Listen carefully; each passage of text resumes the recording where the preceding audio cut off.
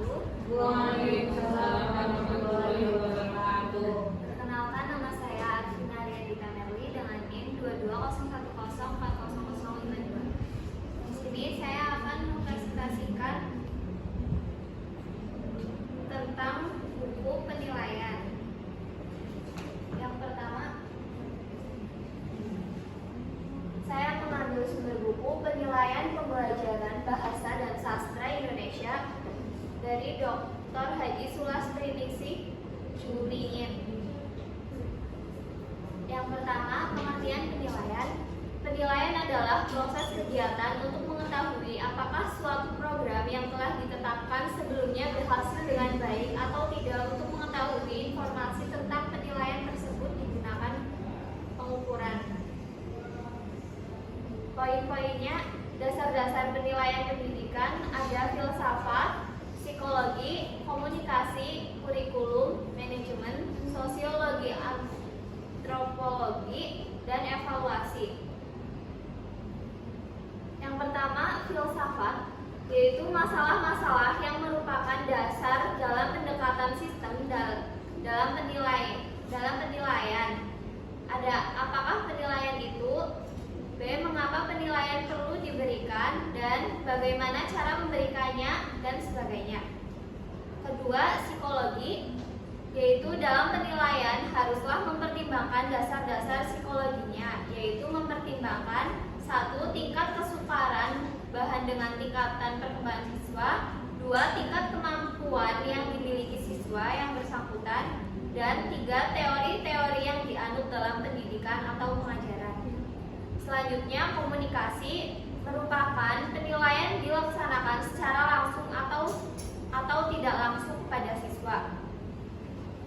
Dan kurikulum, isi penilaian harus sesuai dengan materi yang diajarkan seperti tercantum di dalam kurikulum yang telah ada dan dilaksanakan. Selanjutnya, manajemen, yaitu evaluasi perlu diorganisasikan pelaksanaannya, apakah secara individual atau kelompok, dan bagaimana pengelolaannya. Lalu, sosiologi, antropologi, penilaian harus sesuai dan berguna dalam masyarakat atau kebudayaan untuk mencapai suatu kemajuan. Dan yang terakhir ada evaluasi, yaitu dalam evaluasi sering menggunakan prosedur, jenis, dan diambil keputusan yang bertanggung jawab. Kemudian fungsi penilaian. Ada penilaian berfungsi selektif, penilaian berfungsi diagnostik, penilaian berfungsi sebagai penempatan, dan penilaian berfungsi sebagai pengukuran keberhasilan. Yang dimaksud dengan penilaian berfungsi selektif yaitu dengan cara mengadakan penilaian, guru mempunyai cara untuk mengadakan selektif atau penilaian terhadap siswanya. Penilaian itu sendiri mempunyai berbagai tujuan, antara lain untuk memilih siswa yang dapat diterima di sekolah tertentu, untuk memilih siswa yang dapat naik kelas atau tingkat berikutnya, dan untuk memilih siswa yang seharusnya mendapat beasiswa. Yang kedua, penilaian berfungsi diagnostik merupakan apabila alat yang digunakan dalam penilaian cukup memenuhi persyaratan, maka dengan melihat hasilnya, guru akan mengetahui kelemahan siswa. Dan yang ketiga, penilaian berfungsi sebagai penempatan. Pendekatan yang lebih bersifat melayani pembedaan kemampuan adalah secara kelompok. Untuk dapat menentukan dengan pasti di kelompok mana seorang siswa harus ditempatkan, digunakan suatu penilaian. Kelompok siswa yang mempunyai hasil penilaian yang sama akan berada dalam kelompok yang sama dalam belajar. Dan yang keempat, penilaian berfungsi sebagai pengukur keberhasilan. Fungsi keempat dari penilaian ini dimaksud untuk mengetahui sejauh mana suatu program berhasil diterapkan. Selanjutnya ada prinsip-prinsip penilaian, mencakup prinsip keterpaduan, prinsip cara belajar siswa aktif, prinsip kontinuitas, prinsip koherensi, prinsip diskriminalitas, prinsip keseluruhan, prinsip prinsip pedagogis, dan prinsip akuntabilitas. Prinsip keterpaduan merupakan penilaian bagian yang tak terpisahkan dari dan di dalam program pengajaran. Selanjutnya, prinsip cara belajar siswa aktif. Hakikat CBSA adalah keterlibatan siswa secara mental, antusias, dan asik dalam kegiatan belajar mengajar. Lalu prinsip kontinuitas, yaitu pada dasarnya evaluasi berlangsung selama proses kegiatan belajar mengajar berjalan. Evaluasi tidak hanya terdapat pada awal dan atau pada akhir pengajaran saja, tetapi juga selama proses belajar mengajar berlangsung, misalnya dalam bentuk pengamatan, tanya jawab, atau dialog. Selanjutnya adalah prinsip koherensi. Penilaian harus pula mempunyai koherensi dengan program pengajaran. Artinya, penilaian harus benar-benar hasil yang diperoleh dari kegiatan belajar mengajar, baik kegiatan tatap muka atau kegiatan terstruktur. Selanjutnya, prinsip diskriminalitas, yaitu sesuai dengan hakikat individu. Penilaian harus pula mampu menunjukkan perbedaan di kalangan siswa secara individual. Apabila suatu kelas menunjukkan skor yang sama, maka evaluasi tersebut perlu dipertanyakan. Lalu prinsip keseluruhan. Perusahaan tingkah laku yang sudah ditetapkan sebagai tujuan yang hendak dilakukan dicapai bersifat utuh. Karena itu, evaluasi yang akan dilakukan hendaknya bersifat utuh pula, yaitu meliputi seluruh segi tujuan pendidikan. Selanjutnya, prinsip pedagogis. Prinsip pedagogis ini akan ikut memberikan seluruh kegiatan penilaian sebagai upaya perbaikan dan peningkatan perilaku dan sikap positif siswa. Lalu prinsip akuntabilitas. Akuntability adalah salah satu ciri dari pendidikan berdasar kompetensi. Pada akhirnya, pendidikan dan pengajaran harus dapat dipertanggungjawabkan kepada lembaga pendidikan itu sendiri, kepada masyarakat pemakaian tenaga lulusan, dan kepada kelompok profesional.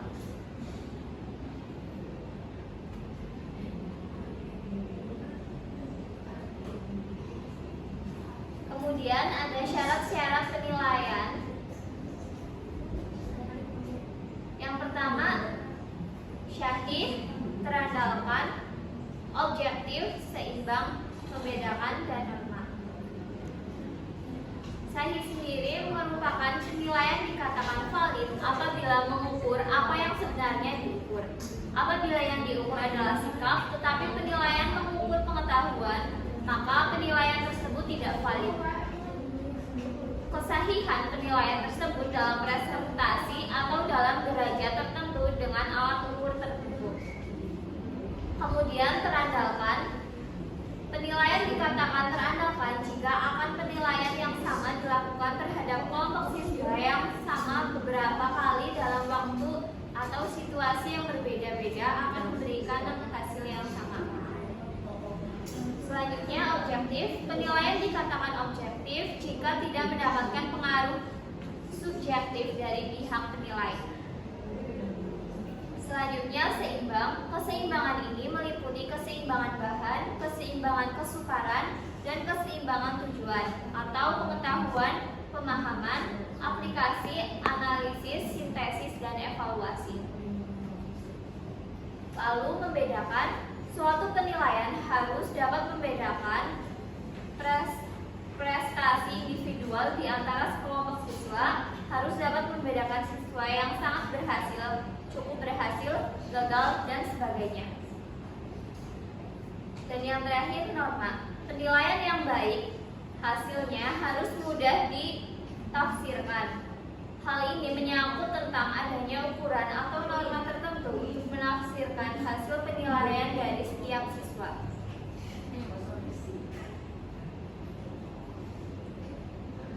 Berikutnya, pendekatan penilaian.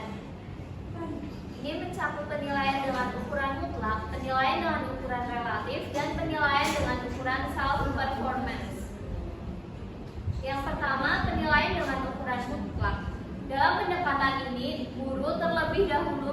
penerapan kriteria keberhasilan siswa secara mutlak.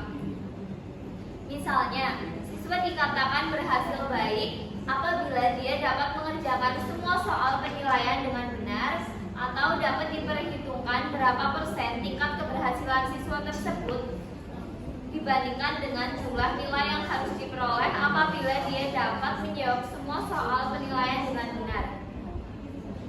Selanjutnya, penilaian dengan ukuran relatif. Dalam penilaian dengan pendekatan ini, kriteria berhasil tidak ditetapkan sebelumnya, tetapi bergantung kepada keberhasilan untuk dalam kelompok siswa yang sedang dinilai. Dan yang terakhir, penilaian dengan ukuran self-performance. Pendekatan ini didasarkan pada performance siswa yang dilakukan sebelumnya. Misalnya, jika seminggu yang lalu meloncat setinggi 1,60 meter dan sekarang dapat meloncat setinggi 1,68 meter. Ini merupakan kemajuan atau keberhasilan baginya dan dapat dinyatakan lulus.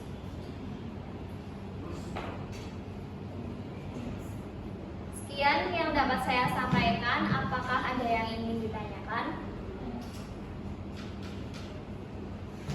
Perkenalkan, nama saya Rafis Jalgajar dengan NIM 2201040066. Izin bertanya kepada Mbak Arvina tentang yang slide terakhir, Mbak. Coba. Terakhir. Ya. Nah, itu yang poin 3 ya. Berikan contoh penilaian dengan ukuran self performance. Terima kasih. Ya, perkenalkan saya Meja Ditya dengan NIM akhir 2201040053. Saya izin bertanya kepada Mbak Arvina, yaitu apa yang membedakan prinsip penilaian kontinuitas dan prinsip penilaian koherensi. Terima kasih. Perkenalkan, nama saya Sahrina Puturtami dengan NIM 2201040039. Izin bertanya kepada Mbak Arvina, sebutkan keuntungan utama dari menerapkan prinsip kontinuitas dalam penilaian pendidikan. Terima kasih. Perkenalkan, nama saya Anissa Zigra Oktaviana, NIM 56. Izin bertanya kepada Mbak Arvina, apa implikasi dari pendekatan penilaian di masa depan? Terima kasih. Di sini saya akan menjawab pertanyaan dari Mas Rafis. Berikan contoh penilaian dengan ukuran self performance. Jawabannya, yang pertama jurnal harian dengan cara mencatat pencapaian dan tantangan yang dihadapi setiap hari. Lalu ada penilaian diri, yaitu mengisi kuesioner tentang kemampuan, keterampilan, dan area yang perlu diperbaiki. Dan cara yang ketiga yaitu tujuan pribadi dengan cara menetapkan dan mengevaluasi pencapaian terhadap tujuan SMART, meliputi spesifik, measurable, dan achievable. Dan selanjutnya saya akan menjawab pertanyaan dari Mas Bima. Apa yang membedakan prinsip penilaian kontinuitas dan koherensi? Yaitu prinsip kontinuitas dan keseluruhan penilaian yang dilakukan oleh seorang guru dalam proses pembelajaran tidak saja terdapat pada awal atau akhir pelajaran, tetapi juga selama proses belajar mengajar tersebut berlangsung. Dalam hal ini, penilaian tersebut bisa berupa proses tanya-jawab, pengamatan yang dilakukan oleh guru tersebut. Hal tersebut dilakukan dalam rangka pemantapan program. Dan prinsip koherensi. Prinsip ini menyatakan bagaimana penilaian tersebut harus pula mempunyai koherensi atau hasil yang sama dengan program pengajaran. Artinya dalam penilaian itu harus benar-benar hasil yang diperoleh dari kegiatan belajar mengajar, baik itu tatap muka ataupun kegiatan terstruktur. Selanjutnya, saya akan menjawab pertanyaan dari Mbak Anissa. Apa implikasi dari hasil penelitian ini bagi penelitian atau kebijakan di masa depan? Jawabannya, hasil penelitian ini dapat menjadi dasar bagi penelitian lebih lanjut untuk memperdalam pemahaman tentang PPHBBI, serta membantu pembuat kebijakan dalam menyusun atau merevisi kebijakan yang lebih efektif dan relevan. Kemudian saya akan menjawab pertanyaan dari Mbak Sahrina. Sebutkan keuntungan utama dari menerapkan prinsip kontinuitas dalam penilaian pendidikan. Keuntungan utama dari penerapan prinsip kontinuitas adalah memberikan gambaran yang lebih jelas mengenai perkembangan siswa dari waktu ke waktu, membantu dalam identifikasi masalah belajar lebih awal, serta memungkinkan penyesuaian strategi pembelajaran berdasarkan hasil penilaian yang berkelanjutan. Sekian yang dapat saya sampaikan. Apabila ada kesalahan mohon dimaafkan. Terima kasih. Wassalamualaikum warahmatullahi wabarakatuh.